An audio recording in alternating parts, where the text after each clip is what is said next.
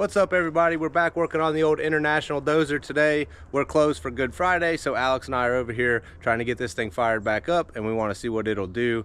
If you watched the first video, you know that we got it running and moving, and we got it parked out of the way. And so today we're going to fill it up with fluids and make sure everything is ready to go. We're going to try to adjust the clutch and see if we can get the clutch working better, and then we're going to try to take out some of these trees over here. So let's get to it. Well, I definitely underestimated in the first video how many people would be aggravated that we didn't really know how to run this thing or spend a lot of time trying to properly figure it out. You guys got to understand, this is a scrap machine. It came in for scrap. We don't really care much about it. Yes, we want to have fun with it, but if we mess something up, it's not a big deal. It's going to end up getting cut up anyways. One thing that I mentioned in the other video is I didn't know how this gas system worked, and I thought maybe that this was some sort of gas injection system because this thing starts on gas and then runs on diesel.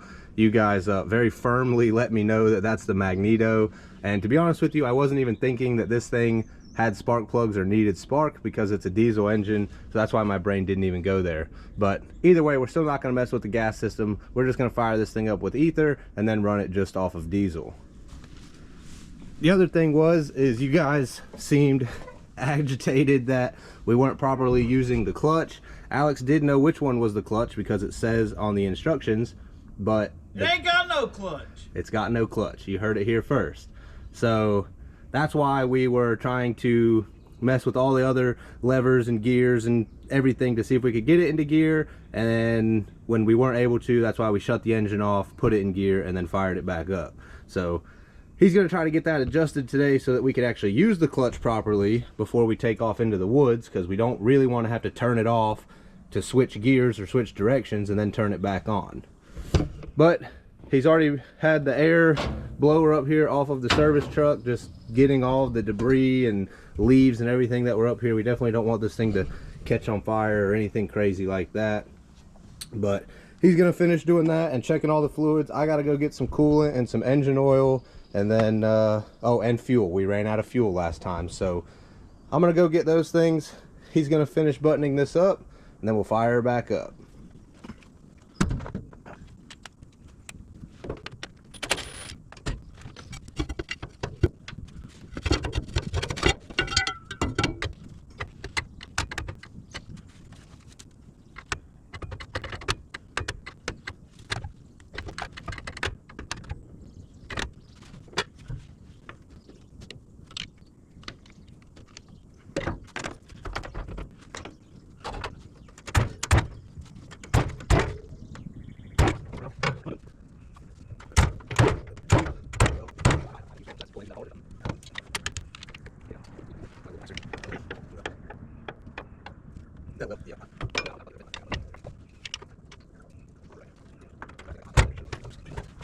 Well, I guess I don't know. I mean, it's pretty much right. Yeah. Yeah. Right. Yeah. This also probably is probably 15, 20. The name doesn't go. It's like a big outside though. Toilet shipping hangers and obviously a lot of jeans. Yeah. Yeah. Yeah. Let's look at the couch.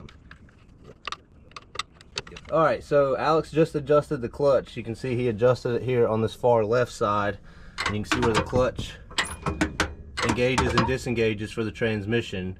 And so we were just spinning the motor over, and when you're holding it like this, the transmission does not spin. Go ahead. And then when I let off the clutch, it does spin.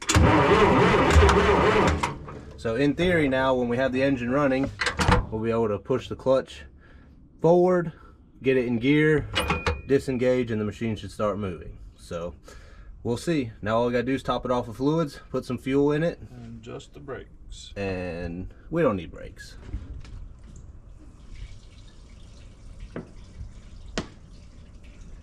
These plastic depth fluids make for great coolant tanks after you clean them out. Whenever we use these around the shop, I always throw them to the side, have the guys wash them out, and then we pre-mix the coolant 50-50, and then it's easy to just grab a jug and take with you.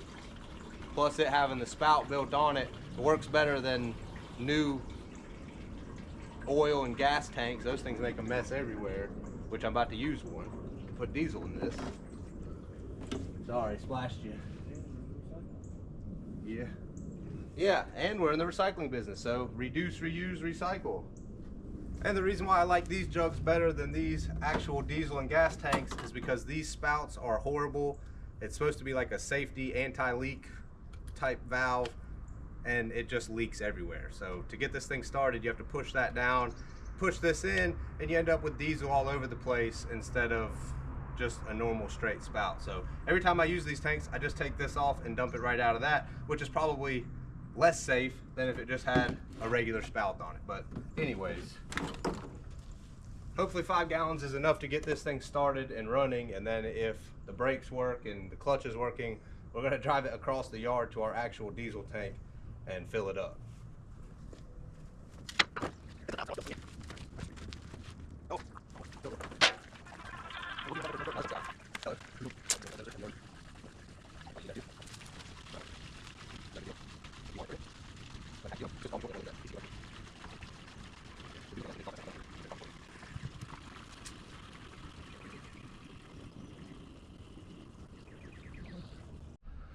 All right, we're almost ready to try to fire this thing back up. The last thing we got to top off is the coolant. Alex has got a couple more jugs for that. We got the diesel in it, we got the clutch adjusted, the engine oil's good. We did discover that there was a small hydraulic tank right next to the gas tank that runs down to this hydraulic pump, and the brakes on this are hydraulically driven, so that makes sense why we didn't have any brakes and we couldn't steer last time. So we got that filled up. Hopefully that'll give us some steering. So with the clutch adjusted and hydraulic fluid, this thing should be able to be put into gear and out of gear with it running, and it should be able to turn. So we're gonna get the coolant topped off and then we're gonna fire it up. Well, I think we figured out why it didn't have any coolant in it. We've got a little bit of a blowout. So unfortunately, we're gonna have to try to get that straightened out before we'll be able to use it. And it's actually leaking on this side too. So that is not good. Well, unfortunately, this kind of limits our options on what we can do. So we're gonna see if we can get the leaks to stop, but I highly doubt that we'll be able to. So then we might possibly be able to just bypass the oil cooler and continue to run it that way. The oil will get a little bit hotter, but it's a scrap machine, so it doesn't really matter. But I'm sure even if we wanted to replace it, I doubt we could even find a replacement or a new one. All right, we had no luck trying to get the leaks fixed, so Alex is just cutting off the old hose and we're just gonna bypass the coolant. So you can see Alex is hooking us up with a new coolant hose. He's basically just bypassing the oil cooler by connecting the two coolant pipes to each other. You can see where these two smaller pipes are down here that go to the oil cooler. He just disconnected those and he's hooking these two back to each other.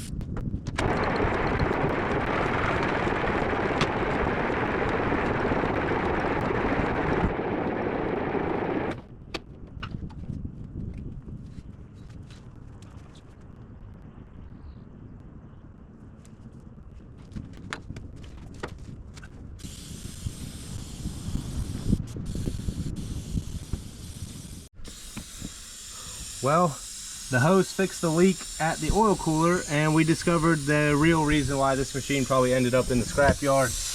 It's hard to see back behind the injection pump or the lines there, but you can see where the coolant is coming out of the block. There's a crack in the block.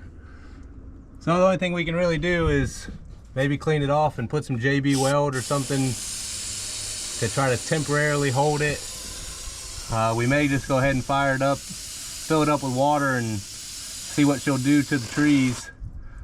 But that's usually why machines end up at scrapyards. They got some sort of major issue with them, and that would be this one's.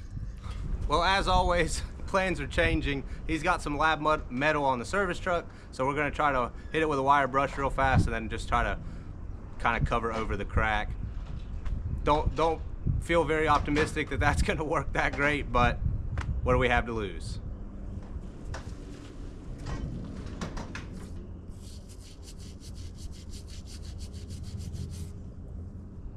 Well, the next bad part is the further I brush back behind those injector lines, the longer the crack is.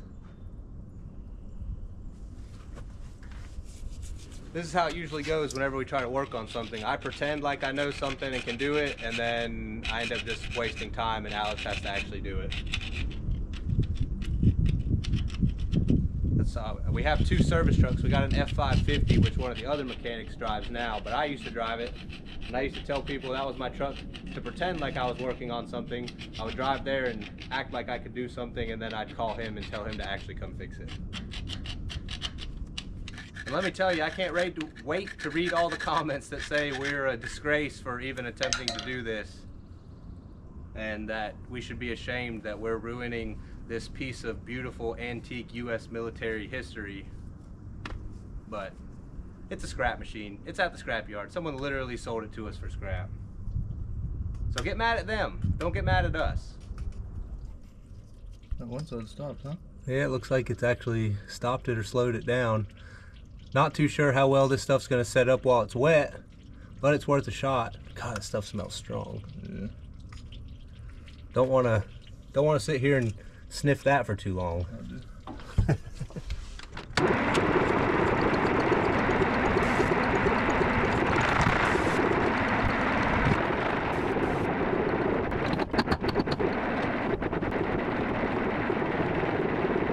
The battery sounded a little weak, so we're gonna hook the jumper cables from the service truck up.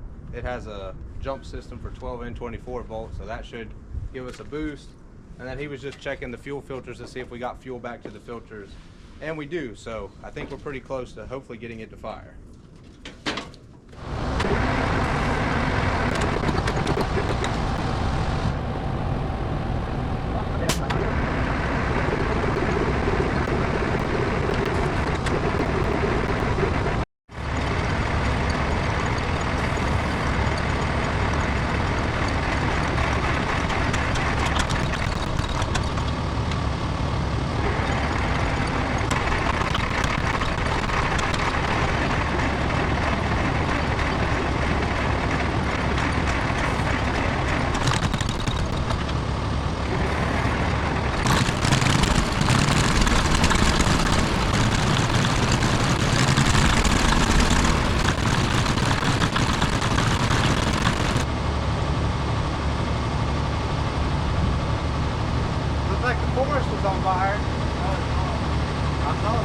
Well, Alex sent me to go get more fuel just to make sure that it wasn't still too low in the tank, and as you saw, he got it running while I was gone. But we're in a little bit of a crowded area here, so we're going to take a quick break and move this truck and trailer out of the way. That way we can move the dozer over to this side and start with these smaller trees and kind of make a path straight through there. We're just avoiding that pile of dirt right there for now, just because we don't want to spread that out. So we're going to come to this side, take these trees, and if this thing's working really well, we're actually going to cut down a whole line of trees all the way down behind these bins and trailers. This stuff's gotten so overgrown, we just need to cut this stuff back. Now, we haven't tried to move it since we adjusted the clutch and added hydraulic oil for the brakes. So hopefully we'll be able to start steering it and be able to put it into gear with the engine running this time.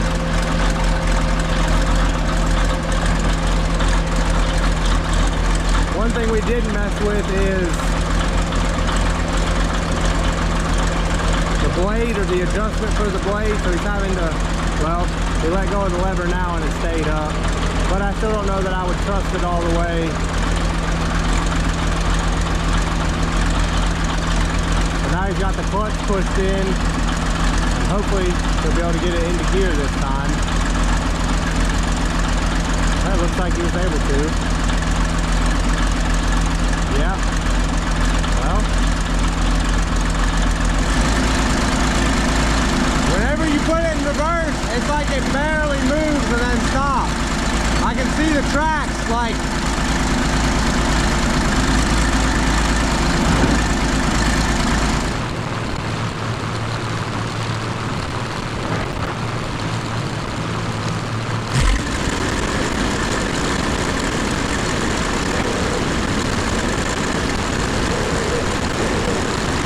I think whenever we adjusted the clutch, we adjusted it too far, and now it's stopping the transmission fine and he can get it in gear, but then when he releases the clutch, it's not pulling very hard. And if he pulls back on the clutch lever while it's engaged, or while it's in gear rather, you can see it start to move and he really has to crank back on it. So I think we just need to adjust that clutch to where it's further in the middle, and we can still get it in gear with the engine running, but then when we release the clutch, it'll pull. So that's what we're going to try to do and see what happens.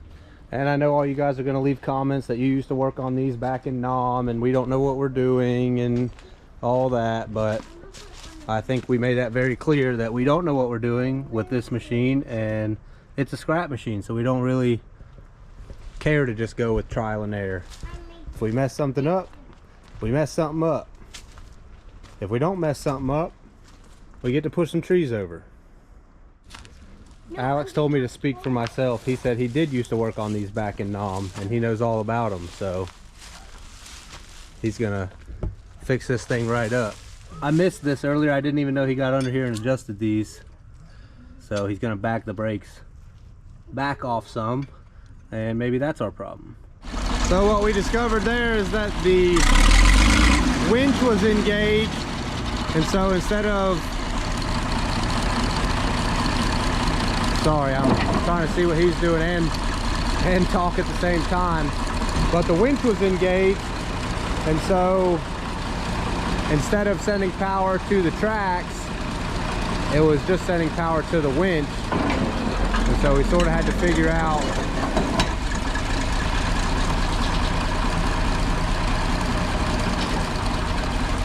why that was the case.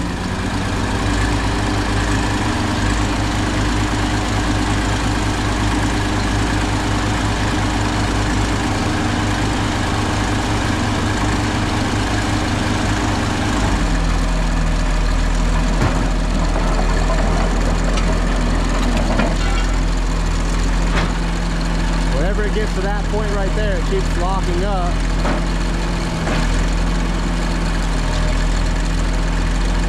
Whenever you're backing up like that, it's just stopping itself, right? No. You're stopping it? Oh yeah, I mean stop itself. Yeah. As soon as I hit the brake, it just stops. So maybe I'll go one more back on the clutch and see if it'll keep. So whenever you hit either brake pedal, it just stops completely? Whenever you were pushing forward into this pile of dirt, was it stopping or were you stopping it? No, it stopped itself. Uh-oh. All right, well, we can try to adjust it back some more. It sounds like the winch or something's still engaged back here. It's making a whining noise. It's got to be this. All the way back to free spool. All the way back is? Can you pull it? I want to see if it moves right here. The other one. All right, here, that's the problem. It's not moving back here because the cable's like blown out.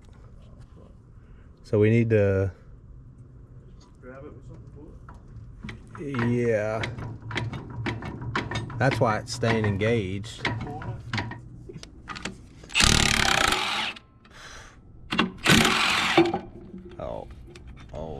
that's not what I was expecting to see. You can see where it goes. That's an awfully big cover plate for a pretty small opening. Yeah. Oh yeah. You see the cable now is out further. Let me try pulling this back now. Oh, I got some resistance on it now. Oh gosh, what was that? That pulled it all the way up. Okay. Just don't touch that. So I'll leave that cover plate off. yeah, for now. We'll forget. I'll never put it back on.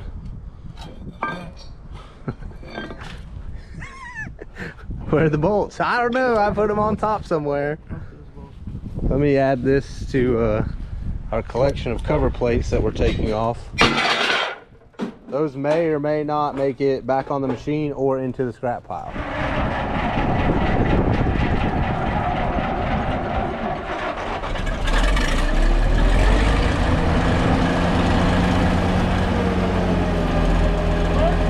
It's still making that noise.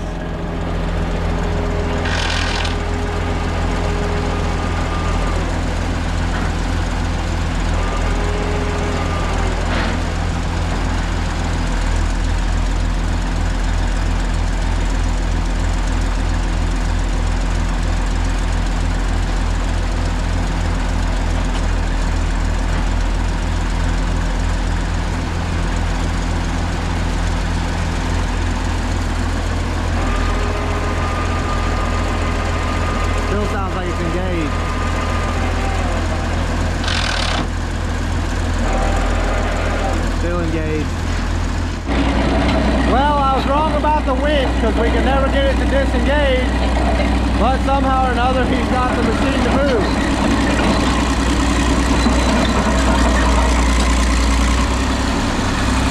So I'm hoping now we can push these dang trees over and call it a day.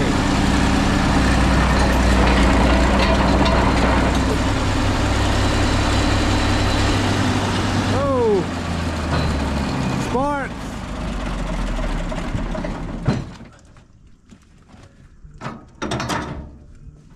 Oh, she's pouring cooling out of the side of the block now. Huh? She's leaking pretty bad out of the block. You want me to go find something to tie him down? That'd be the smart thing to do, right?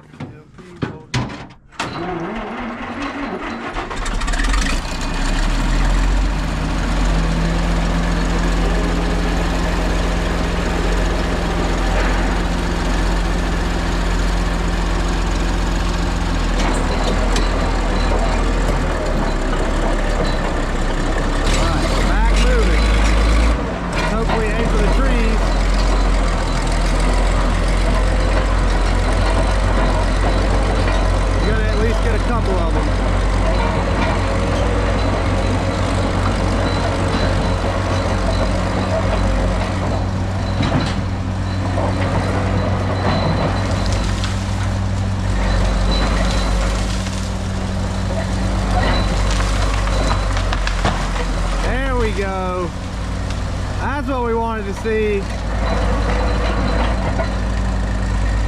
And it's allergy season, so all that tree debris is gonna choke me up. Uh-oh. Now we don't have reverse. That's what's confusing, because obviously it was driving with enough power to take out two smaller trees, but still those trees would have stopped it. And then he just continues to work the clutch and it finally engages enough to go. So maybe the clutch isn't adjusted quite properly.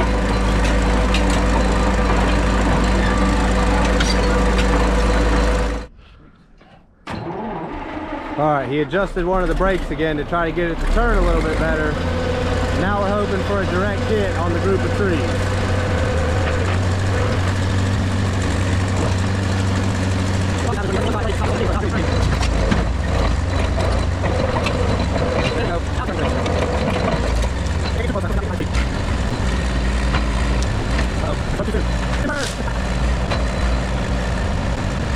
This is all you have to do. Go full time, then I'll turn it off.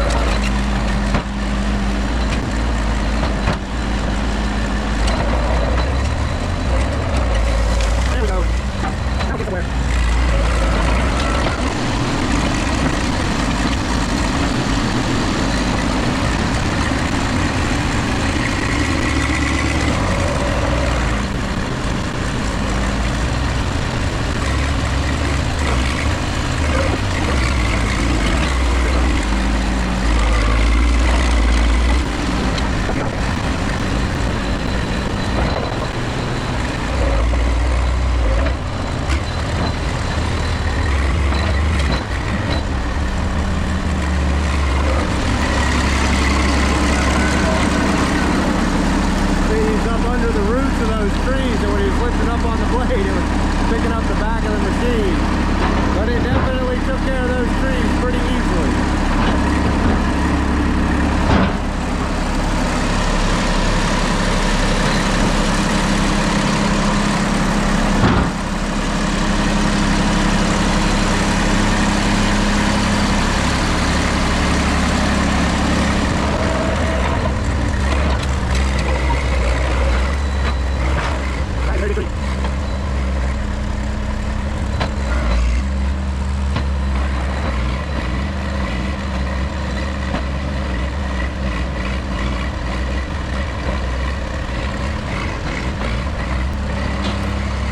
Stand back over to the side, because if for some reason that thing decides to come this way, I'm going to be underneath this dumpster so it can't get to me.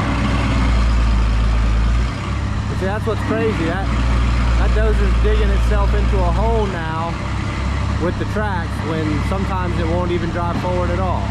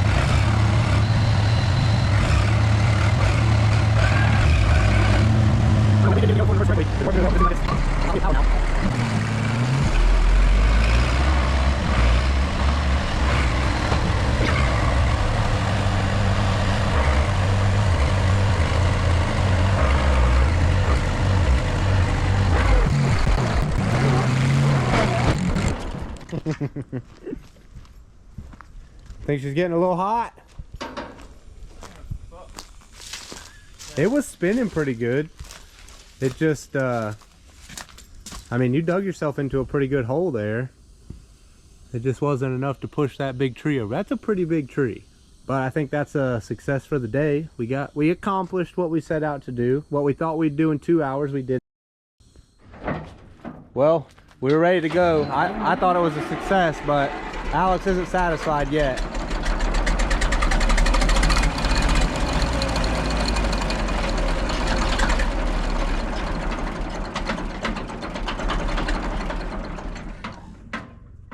There's no way that thing drank 10 gallons of fuel already. Well, I think that's going to be it for today, but Alex says he's not satisfied because he wanted to push over some of these big trees. But unfortunately, around the scrapyard, that's just how it goes. It is still pretty cool to see some old iron actually work. Obviously, we don't have much experience with these machines, and I'm sure you guys are going to let us know how we did a terrible job in the comments. But if we plan to mess with this thing again, we're going to have to JB weld the side of the block a little bit better, tighten the fan belt, and figure out why it drinks so much fuel, or just make sure we actually top this thing off, because I think it just ran out again and we put 10 gallons in it earlier today. But anyways, thanks you guys for watching. Make sure you hit that subscribe button if you haven't already, and we'll see you on the next one.